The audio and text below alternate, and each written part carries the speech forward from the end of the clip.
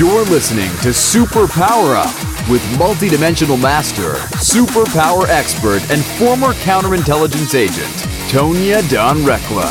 If you're ready to disrupt reality, then sit down, strap in, and prepare to experience the show that proves there is no spoon. Hello, everyone. This is Tonya Dawn Recla, your superpower expert. And again, of course, I'm laughing because I have the amazing job of being able to connect with these fantastic people prior to the show. And then when I go to record, it's like I'm already on cloud nine because I just got to experience them. So today's show is no exception to that. And I'm so elated to have with us today Gustaf Tadaa. And then we're going to talk a little bit about the name. But we're talking today about disrupting the human condition. So make no mistake about it, folks. I may be happy and joyful right now, but this is a deep conversation, and we can still have fun with it, which we're going to do. But Gustaf is the reason why I'm so excited is we're gearing up for Burning Man, and he's a burner, and he's been involved with both Borderland and is the founder of Urban Burn.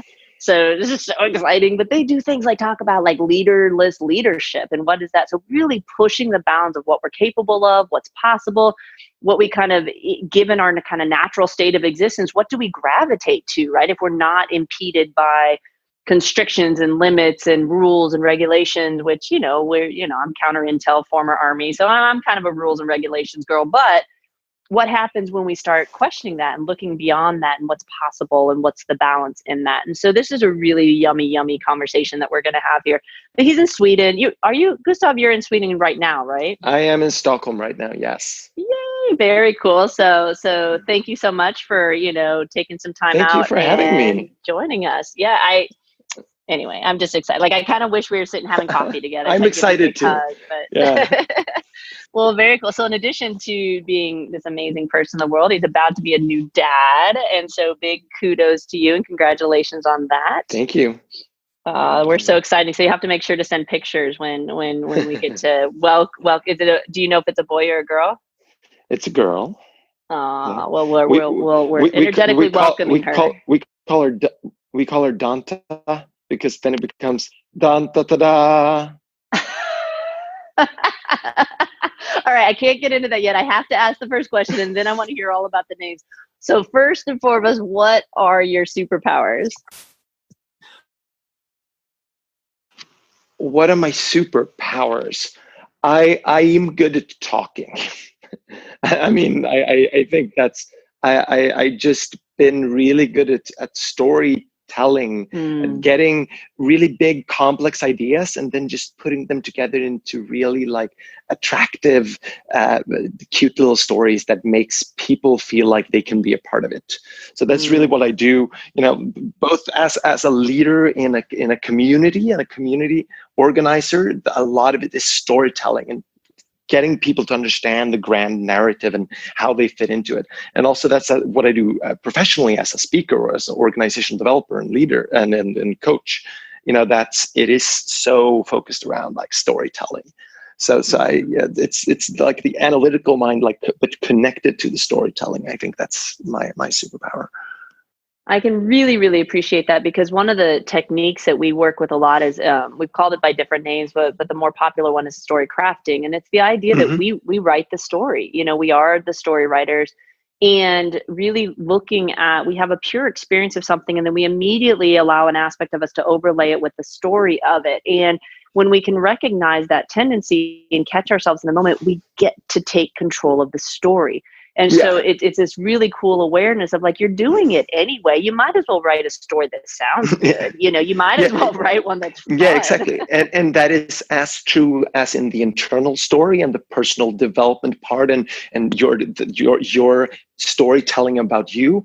But it's equally true as in the grand narratives, because it is as we are telling the stories together that they become reality. And that's how all of our society is shaped. It is to the collaborative crafting of structure, of society, of symbols, of gods, right?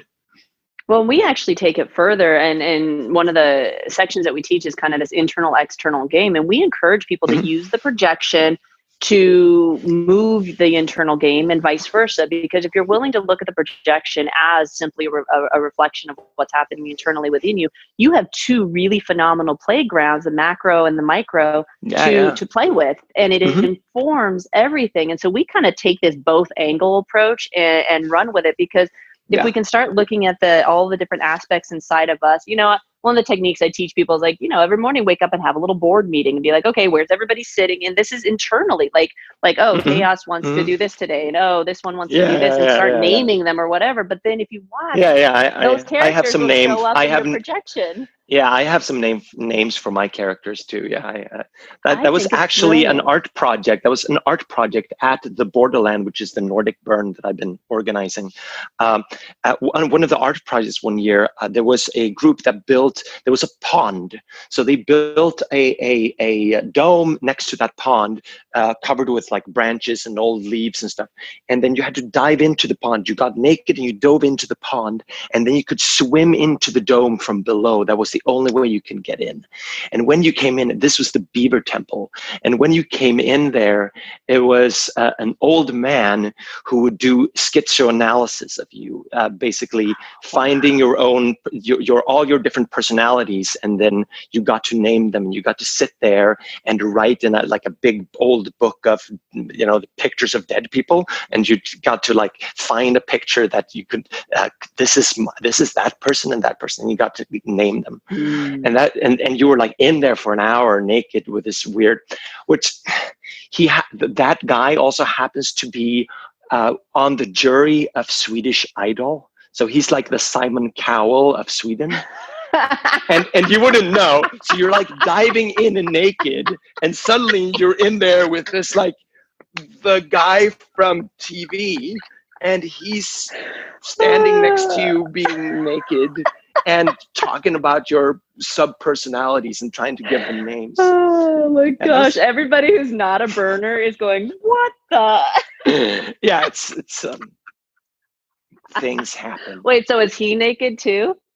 No, he's not naked. No, he's that's dressed. Only fair. I mean, come on. Yeah. Oh, yeah. And he's very, and it starts with a mirror, and you get to look at yourself naked in the mirror and tell the story of what you see. And oh my gosh, so you should things we play with in this world.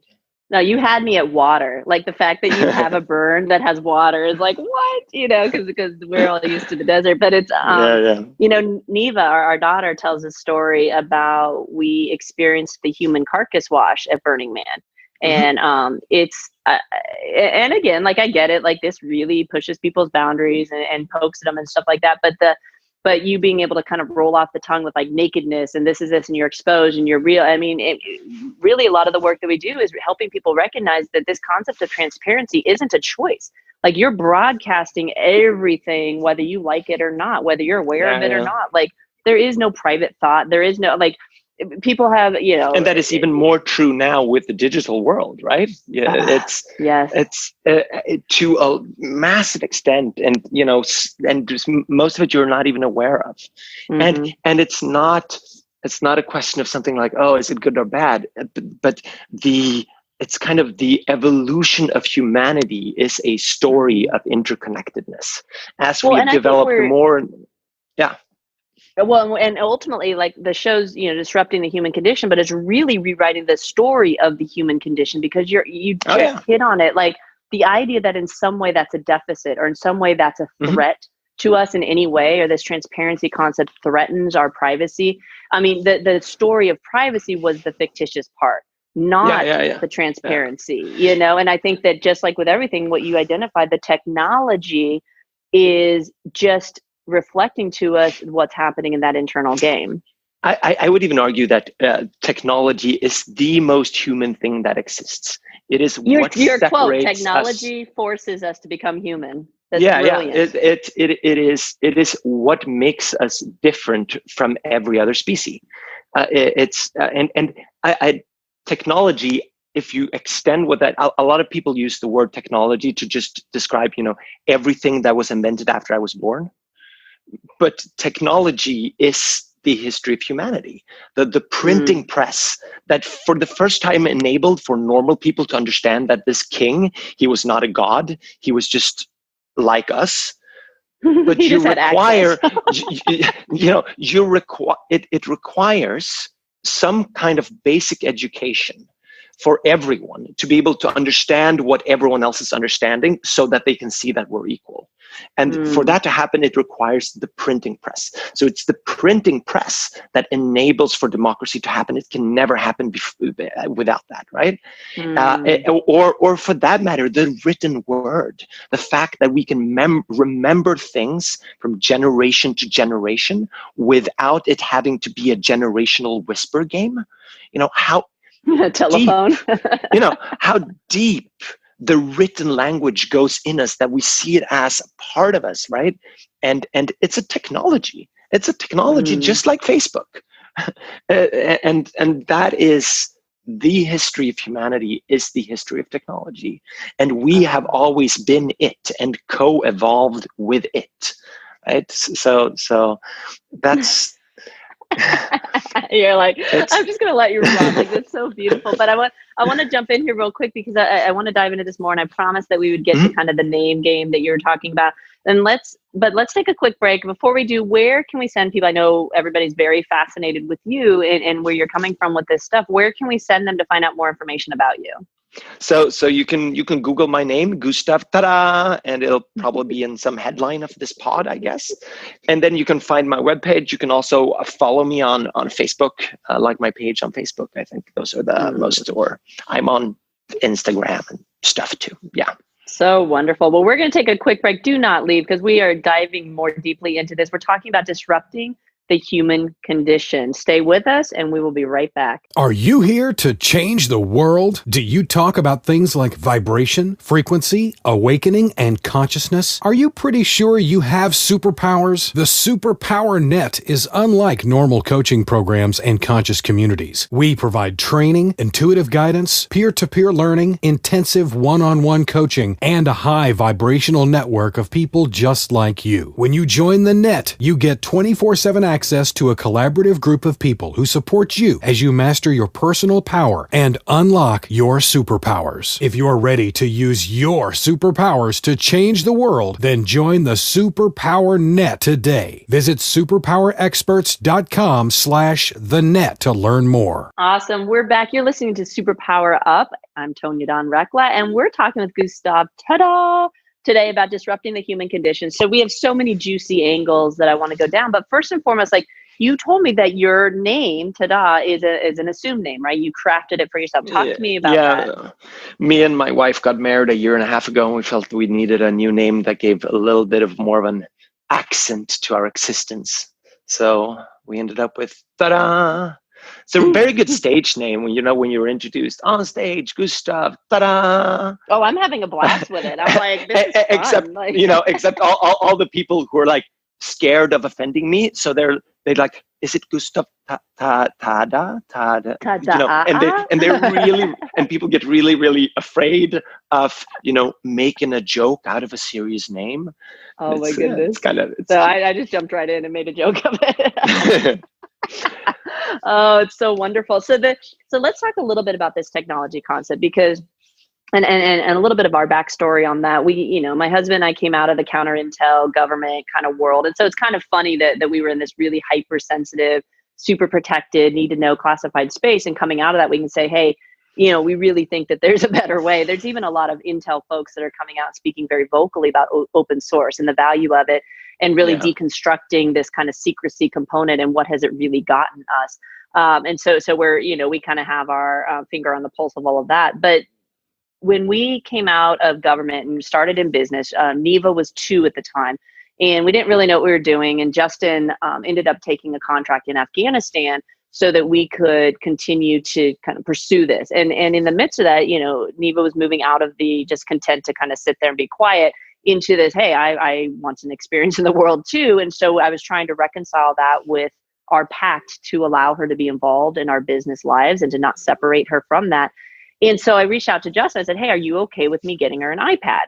Right? That's against all the rules. You're not supposed to let a 2-year-old have a digital screen and blah, blah, blah, blah, blah, all this stuff. But I'm like, I can't keep pretending that she's just going to sit there and be quiet. To me, that's more detrimental than providing her something to entertain her that allows me to have a business conversation. And so that was the solution we came up with. Right or wrong, it's what we did. And what we have seen unfold from that place is nothing short of miraculous. Like, she's capable of so much more. And so we really struggled with that tech piece, because it's like, okay, do you put limits on it? Do you not put limits on it? What do you guide? And so we kind of took the approach with it that we took with just about everything else in parenting. I was like, look, we can't keep her from it. We all know prohibition doesn't work. We can certainly control her, but that wasn't really our goal with parenting anyway. And so it was like, well, how about, what if we just give her the tools to discern for herself? And so we started teaching her resonance, like what feels good in your body to witness and what doesn't. And when she willingly, about 5 different times, took YouTube off her own iPad, because she found herself going down a trajectory, and she's like, it didn't feel good to watch those. So I just took it off my iPad, because sometimes I don't have the control to not turn it on. So I just removed it. Yeah. And it's like, if our adult client had that sort of self-control, and it's like, how old is she saying that? She was probably 3 the first time she took, like, she didn't know how to take it off, but she came to me and asked for help with it, where she was like, this doesn't feel good. Right. And her language, of course, what I remember of her language is probably different than what her actual language was, but that's what I internalized from it. And then just, by empowering that, it was like, hey, and even the other day, she's like, Mom, I learned how to watch a video on my phone and on the iPad at the same time. And I was like, I said, are you afraid that your mind's going to like melt out of your ears? And she's like, no. She goes, don't be dramatic, Mom. And I was like, okay. And I was like, well, and so I just dialogued with her about it. Like, what do you think the benefit is of that? Like, do you think there's some hazard to consuming material in that way? And she can really speak to it. And so again, monitoring that with obviously she's extremely well socialized. She runs her own podcast and all this other stuff, but that's a really long, like, personal story to say, like, that it's a container that we've really been present in the middle of and looking at it from different angles. So after this, all the raving about the fantasticness of technology, the other side of it is really creating a new class society, right? Because what the technology, what freedom that comes with technology, what it enables is for people who are talented, people who've grown up in the right family, people who have access to money, education, they can take care of themselves in this constant stream of opportunity, right? On the other hand, those who can't, those who have stronger addictive behaviors, those who have, not grown up with as high self-esteem, as high level of self-knowledge, they can just as easily be drawn the other way. So it's also like a scary amplifier of class differences, of who that's a beautiful way to say it. And it's really creating a new class society on another, that is stratifying society in another way, right? And we're seeing this because you have the same technology that is making such a huge difference for your daughter, for me, or you, right? It's the same technology that puts people locked up in their basements, addicted to porn, right? It's or gaming or whatever addiction that you can feed through this, and that's exactly hatred on the seeing. internet and the loneliness that comes with being locked into this system. Because what it's saying is that because opportunity is there, because freedom is there, you have to take responsibility for yourself, and we do not. Yeah, what's funny is that conversation is invading just about everything. So my husband, Justin, we launched a cryptocurrency angle to our corporate counterintelligence firm a couple of years ago now. And so he speaks on a lot of big stages about the dark side of blockchain and stuff like that. But we're seeing a couple of years ago, I got the hit that the companies that are going to make it in the future will have to stay ahead of technology and ahead of consciousness. Well, what you're speaking to is what happens when technology outruns consciousness. Right? When we allow technology to supersede and we haven't bolstered up our own internal consciousness or our ability to kind of maintain that self-dominion. And exactly. And it's not just about, you or about the few, but it is about everyone. And that is the issue. We do not have the social structures to pick up those who are falling behind on a psychological development level, right? So what do you think is going to happen? What do you think well, that? I think that we are at a point where it becomes a necessity to have a kind of like a socialized, collective program or system for large-scale personal development. Because I don't see I don't see any hope in lifting those who are behind and having them to, in terms of inequality, not just in financial, but in psychological inequality, that requires a major, societal change. So we're not just, here in Sweden, it's a given that healthcare is socialized, and you have, government healthcare for all. That's in all the Western world except US. So you'll be getting there, but the next step is that needs to happen for psychological development. Like if we are still supposed to have a democracy, we can't have all these people who are lagging behind in terms of psychological development, because they will vote for Trump, right? That's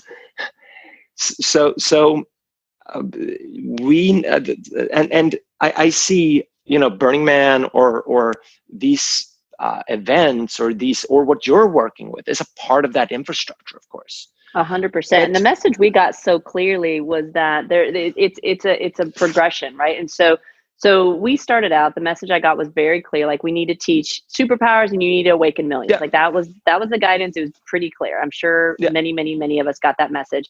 So when I started out, I was like, cool, I'll just teach people superpowers, not a problem. Well, I found exactly what you're speaking to.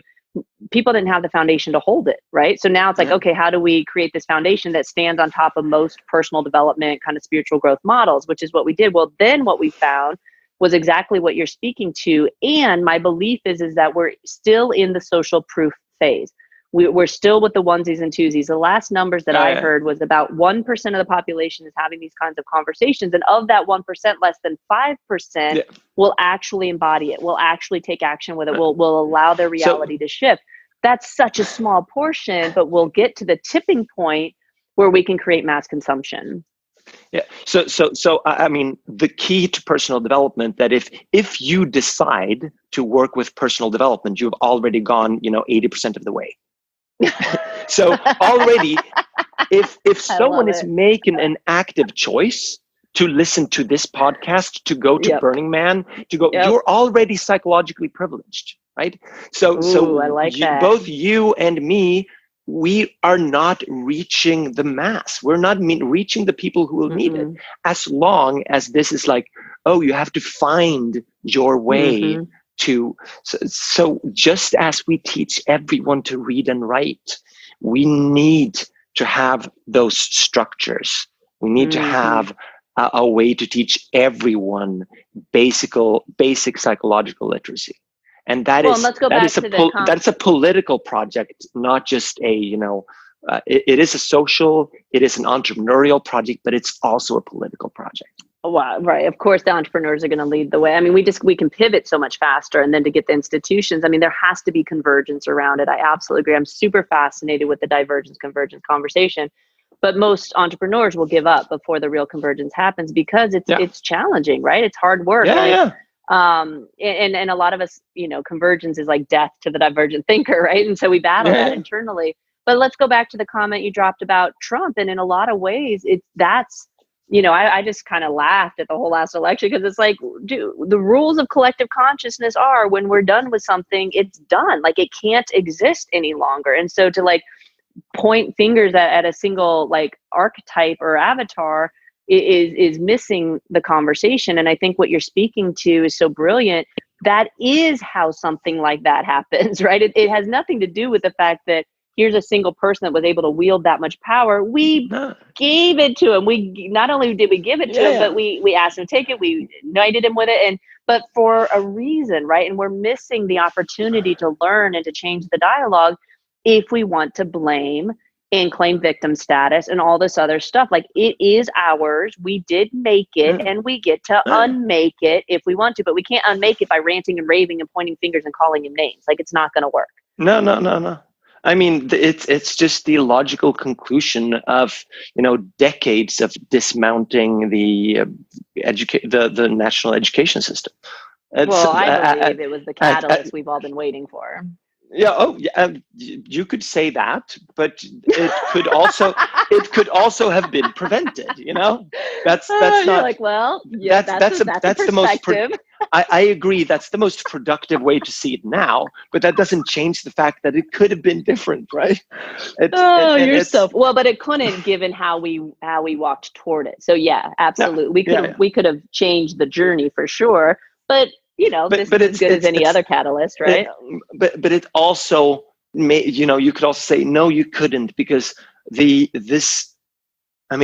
American dream is so ingrained in the collective consciousness of your nation.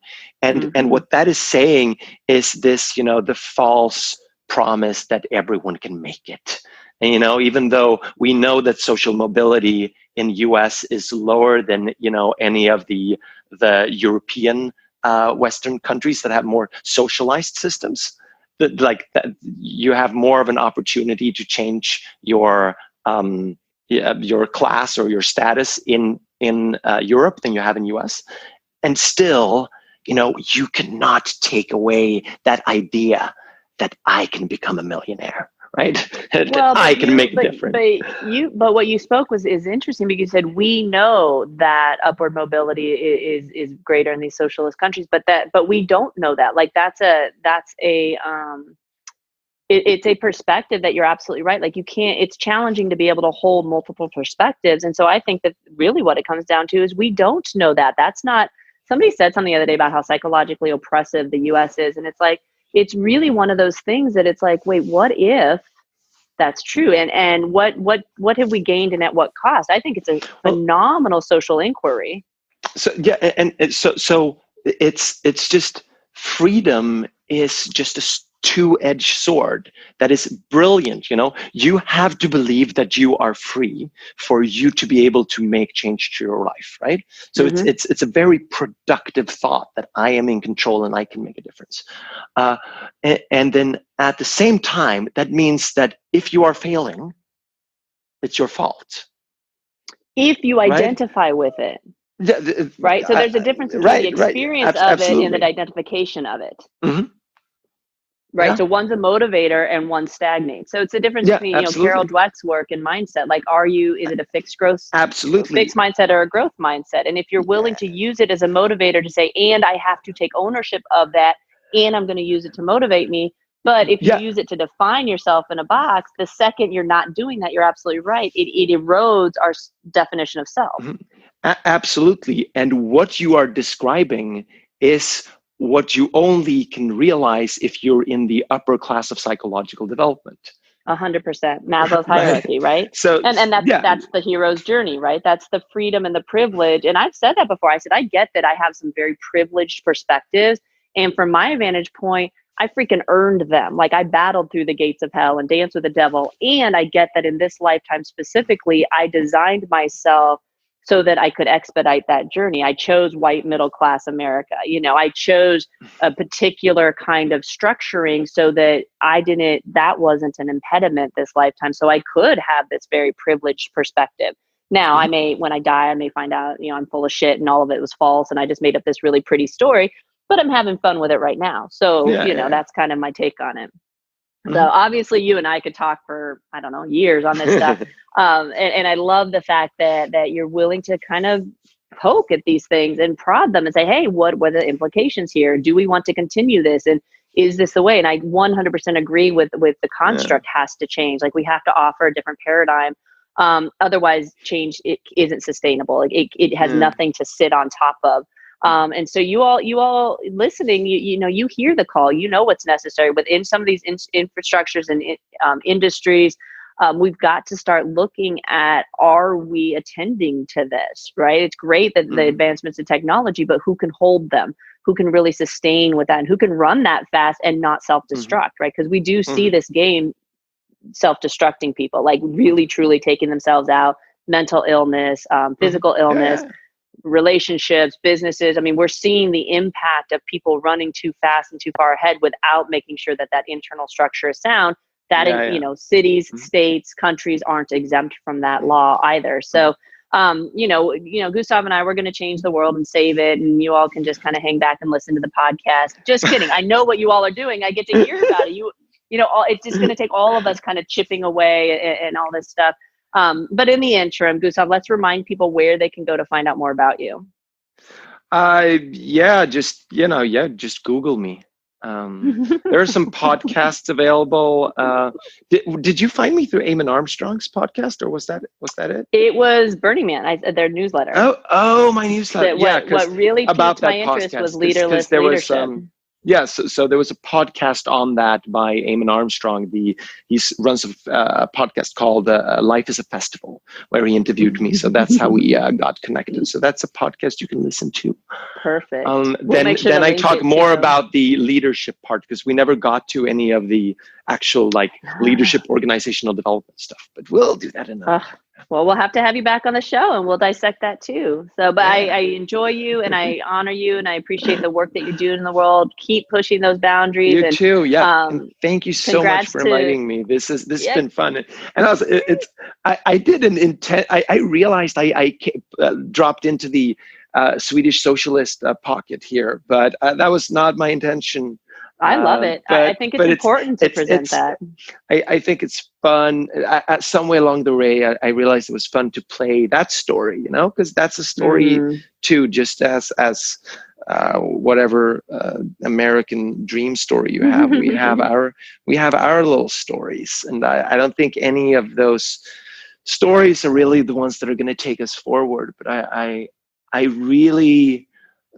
I think the main grand narrative that I've landed in the last couple of years is this urgent necessity for large-scale psychological development, and not just for us, you and me who go to Burning Man and find purpose, but for everyone, and that is beautiful. If we are going to keep this all thing together, if we're going to stop global warming, we can't even do that unless we first reach people. That's 100%. It's the catalyst for change. It's the starting point. It's really developing people psychologically and spiritually. Well, it's interesting because I wrote an article, and then we will wrap up. But it's entitled "Do You Suffer from Premature Collaboration?" And it's speaking to, at a different level, it's speaking to what you're talking about, which is we cannot collaborate until we help people become whole in and of themselves, because otherwise we move into these toxic situations of cooperation, collaboration, where everybody's still trying to find themselves, right? And that's not where those solutions exist. I had that conversation today. All these companies that are getting their corporate values, knowing what they find important in the world. It's just the problem is that none of their employees knows what they find important. Right. And they're not articulating it, training it, inculcating it. Exactly. They're talking about the we before anyone knows the I. There's no point in talking about what we want and what we find important unless I know what I want and what I find important. And there's studies on this, on motivation in companies, on that working about collective values do very little difference when companies talk about these are our values. What makes a difference if you work with personal values in the corporate settings so that their employees know what's important to them. Then we can have the conversation about our corporate values. But there's no point in corporate values unless you have personal ones first. When they try to overlay holacracy onto Zappos, right? Yeah. Everybody wanted to point fingers at holacracy and saying, well, it's a broken system. But it's you can't, there is some personal development that has to happen. In fact, that's where we start people, is mastering your personal power. If you don't know that conversation and are not clear on who you are, then you really don't have anything to offer a collaboration. And that's this example of not realizing the privilege of psychological development. You know, having people who are so natural in this, like, hey, wow, this world is tactile. I can take initiative and I can take leadership. And then just, you know, assuming that if you build a structure where everyone can do it, everyone will. But not everyone has the psychological tools to be able to step into that. So you need to couple it with psychological development. Otherwise, you can't change the structures. And that's... I agree. Well, we, again, this is a whole other conversation. So we're going to wrap up, folks. Okay, let's try to stop. We will come back. Thank you. And congratulations to you and your wife. And congratulations to this amazing being who chose a really fun ride. And we're excited to help welcome her into the world. So thank you for sharing some time with us and for all the amazing stuff you do in the world. And to everyone out there, as always, we appreciate your loyalty. Thank you so much for listening. And until next time, go out, uncover your superpowers, and change the world. Take care, everyone. Are you ready to discover your superpowers? Go now to superpowerexperts.com and take the superpower quiz today.